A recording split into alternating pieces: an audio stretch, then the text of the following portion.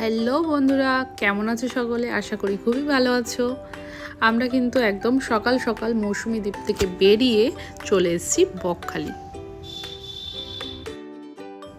প্রথমে কিন্তু আমার দীঘার মতনই লাগছিল, আর এই বিচটা কিন্তু লাগছিল আমার পুরীর মতো। পুরীতেও তো এই সমুদ্রের পাড়ের মধ্যে নানান খাবারের দোকান বা জিনিসের দোকান থাকে নানা রকম, এখানেও তাই। বেশ ভালো লাগলো। তো তারপর আমরা একটু এখানে এসে ডাব খেয়ে নিলাম।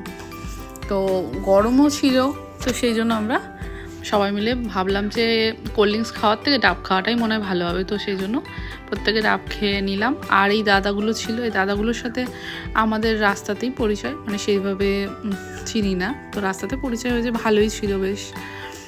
আর এই সমুদ্রের পাড়ে এত লাল কাঁকড়া ছিল, মানে ভীষণ ভালো লেগেছে। আর খুব যে বড় বড় ছিল তা না, মিডিয়াম সাইজের, কিন্তু প্রচুর ছিল। এই যে বুঝতে পারছেন, দৌড়ে চলে গেল, এরকম কিন্তু অনেক অনেক রয়েছে। কিন্তু আমরা যত কাছে যাচ্ছি আর ওরা কিন্তু ওদের গর্তের মধ্যে ঢুকে যাচ্ছে। একটা পায়ের হাঁটছি যেহেতু, একটা শব্দ হচ্ছে, ওরা বুঝতে পারছে নিশ্চয়ই। প্রচুর কাঁকড়া ছিল, এত এত লাল কাঁকড়া ছিল কি বলবো, ভীষণ ভালো লাগছিল। কারণ আমি এত কাছ থেকে এত লাল কাঁকড়া আমি শুধু শুনেইছি, আমি কিন্তু এভাবে কাছ থেকে কখনোই দেখিনি। তো দেখে ভীষণ ভালো লেগেছে, একদম লাল টকটকে কাঁকড়া। তো যাই হোক, বেশ ভালোই ছিল এই জিনিসটা প্রথমবার। আর তারপরে কিন্তু আমরা হোটেলে গিয়ে একটু ফ্রেশ হয়ে আবার চলে এসেছি লাঞ্চের জন্য। দেখি কোথায় খাওয়া দাওয়া করা যায় আজকে। তো যেহেতু গরম ছিল, তো এই হোটেলটা আমরা যখন আসি তখনই দেখেছিলাম, বেশ ভালোই। তো চলে এসেছি যথারীতি। এখানে দুপুরের খাবার আমরা নিলাম হচ্ছে সাদা ভাত ছিল, আলু ভাজা আর মুগের ডাল ছিল, আর ছিল আলু পটল আর সয়াবিন দিয়ে একটা তরকারি, আর ছিল স্যালাড। তো ওকে বলছিলাম যে তুমি নাও, তারপরে আমি নিচ্ছি। তো ওরা কিন্তু ডাল আর তরকারিটা একটা মানে দুটো আলাদা আলাদা বাটিতে হিউজ কোয়ান্টিটি দিয়ে গেছে, আবার ফুরিয়ে গেলে ওরা আবার রিফিল করে দিচ্ছে, ভাতও তাই, সব কিছুই। আর সাথে আমরা নিয়েছিলাম কাতলা মাছ, যেটা এক্ষুনি চলে আসবে যথারীতি। তো প্রথমে এগুলো দিয়ে গেছে, তো আমরা খাওয়া দাওয়া শুরু করেছি। দেখো মাছও কিন্তু বলতে বলতে চলে এসছে। তো ও খেয়ে বললো মাছটা কিন্তু খুব ফ্রেশই আছে। আমি বললাম ঠিক আছে তুমি খাও, আমি একটু পরেই নিচ্ছি, আমি আগে ডালটা দিয়ে আলু ভাজা দিয়ে তরকারি দিয়ে খাই, তারপরে মাছটা শেষে খাচ্ছি। তো খাওয়া দাওয়া যথারীতি কিন্তু আমাদের কমপ্লিট। আর তারপরে আমরা চলে যাচ্ছি আবার হোটেলের দিকে। তো এইগুলো দেখলাম বেশ সমুদ্রের পাড়ে হয়েছে সুন্দর। আর এই মাখার যে দোকানটা দেখে আর লোভ সামলাতে না পেরে চলে এলাম। কিন্তু যেহেতু খাওয়া দাওয়া করেছি, তো এটা ওটা খাওয়া তো ঠিক হবে না, সেই জন্য একটু শশা মাখাই খেলাম। তারপরে কিন্তু আমরা আবার এই পার ধরেই হোটেলে গিয়ে একটু রেস্ট নিয়েছি। আর তারপর আবার একটু বিকাল মানে সন্ধ্যা তখনও পুরো হয়নি, সেই সময় চলে এসেছি। এত সুন্দর হাওয়া দিচ্ছিল, মানে এত অপূর্ব লাগছিল, মানে মিষ্টি হাওয়া যেটা আর কি।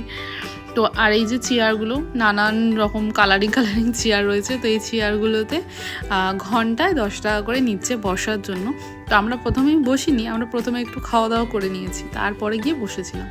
তো চলে এসেছি প্রথমে ভুট্টা কিন্তু দুরকম ছিল, একটা ছিল নর্মাল ভুট্টা যেটা হয়, আর একটা সুইটকর্ন। তো সুইটকর্নটা অতটা ভালো লাগেনি আমাদের, আর এমনি ভুট্টা তো নর্মাল যেমন টেস্ট হয়, কিন্তু ভুট্টা আমাদের সেইভাবে খাওয়া হয়নি। কারণ ভুট্টা নেওয়ার পর গরু এত পিছনে পড়ে গেছিলো, শেষে ওদেরকে দিয়ে দিয়েছি।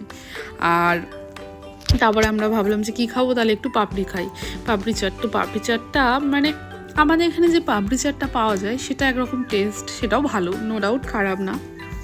কিন্তু ওখানে যে পাপড়ি চাট সেটা সম্পূর্ণ একটা আলাদা টেস্ট, কেন জানি না কী দিয়ে করেছে। যাই হোক, খুবই মানে ভালো লেগেছে এটা। তো আমি সেই জন্য একটু বললাম যে তুমি এটা বানাও, আমি একটু ভিডিও করে নিই। বেশ সুন্দর বানিয়েছিল, তো খুবই ভালো লেগেছিলো। আর এখানে একটা জিনিস দেখলাম যে প্রত্যেকের মানে খুব মানে একটা ভালো জিনিস, প্রত্যেকের একটা করে চাট বানানো আছে খাবারের দাম। তো কেউ তার থেকে বেশিও নিচ্ছে না বা কমও না, সেই চার্ট অনুযায়ী প্রত্যেকে যে দোকানেই যাও তুমি সেম দামই নিচ্ছে। আর একটা জিনিস কি, একটা করে রো করা, সেই রোতে সেই দোকানই রয়েছে। যেমন প্রথমে চেয়ারের লাইন রয়েছে, সেইখানে শুধু চেয়ার, তারপরে আইসক্রিমের গাড়ি, আইসক্রিমের গাড়ির লাইনে শুধু আইসক্রিমের গাড়ি আর কি, তারপরে পাপড়ি চাটের প্রত্যেকটা লাইনে এইরকম করে আইসক্রিম, মানে প্রত্যেকটা ফুচকা, তারপর মাছের যে দোকানগুলো এইভাবে ছিল আর কি। আর হচ্ছে আমরা তারপরে একটু খেলাম ঘটি গরম, সেটা চেয়ারে বসেছিলাম তখন এসছে, তাহলে চলো একটু খাওয়াই যায়, বসে বসে একটু মুখ চললে তো ভালোই লাগে। আর তার সঙ্গে যদি এরকম পূর্ণিমার চাঁদ থাকে, উফ কী যে ভালো লাগছিল। এত হাওয়া হচ্ছে, আমার জামাগুলো তো উড়েই যাচ্ছে, দেখে তো নিশ্চয়ই বোঝা যাচ্ছে। আর চাঁদের আলোটা যখন জলের মধ্যে পড়ছে কী যে সুন্দর লাগছিল, মানে ভাষায় প্রকাশ করার মতো না আর কি। তারপর আমরা ওখান থেকে বেরিয়ে কিন্তু একটু ফুচকা খেয়েছিলাম, কিন্তু ফুচকাটা যাই হোক আমাদের ভালো লাগেনি, সেই জন্য ওইটা আর আমি এখানে অ্যাড করলাম না। আর তারপর একটু মাছ দেখছিলাম, কিন্তু মাছটা আমরা আগের দিনই যেহেতু ওখানে খেয়েছিলাম সেই জন্য সেইভাবে এখানে পছন্দও হয়নি, তো আমি বললাম না ছাড়ো, এখন আর মাছ টাছ নেবো না। তো তারপরে আমরা ওখান থেকে একটু আইসক্রিম খেলাম। আইসক্রিম খাওয়ার পরে আমরা ওখান থেকে একদম বেরিয়ে চলে এসেছি বাইরে। এসে আমরা এখানে খেলাম, একটু বসেছিলাম, বসে তারপর আমরা একটু ডিম টোস্ট নিলাম, একটা খাই আগে তারপরে কেমন কি সেই বুঝে আর কি। তো যাই হোক ভালোই ছিল। তারপরে নিয়ে নিলাম একটু চাউমিন, তো চাউমিনটাও খুব সুন্দর বানিয়ে দিয়েছিল, বেশ মিক্স চাউমিন ছিল। তারপরে আমরা ওখান থেকে কিন্তু হোটেলে গিয়ে রেস্ট নিয়ে একদম ভোরবেলা ফ্রেশ হয়ে কিন্তু আমরা বেরিয়ে পড়েছিলাম। আর দেখো দেখতে দেখতে কিন্তু আমরা চলে এসেছি একদম স্টেশনে।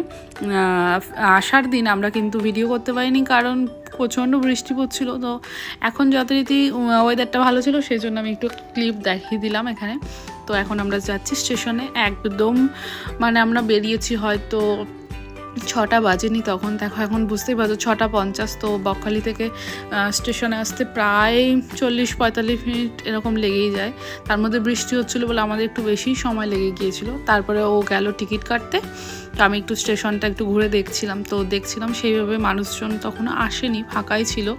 তারপর আমরা বললাম যে ট্রেনে তো অনেকক্ষণই লাগবে, 3 ঘন্টা, তো আমরা একটু কিছু হালকা খেয়ে উঠি। তো একটু চা খেলাম আর একটু ডিম টোস্ট খেয়েছি আমি, আর ও খেলো একটু ঘুগনি দিয়ে পাউরুটি। চলো দেখা হবে তাহলে পরবর্তী কোনো ব্লগে, ভালো থেকো সকলে।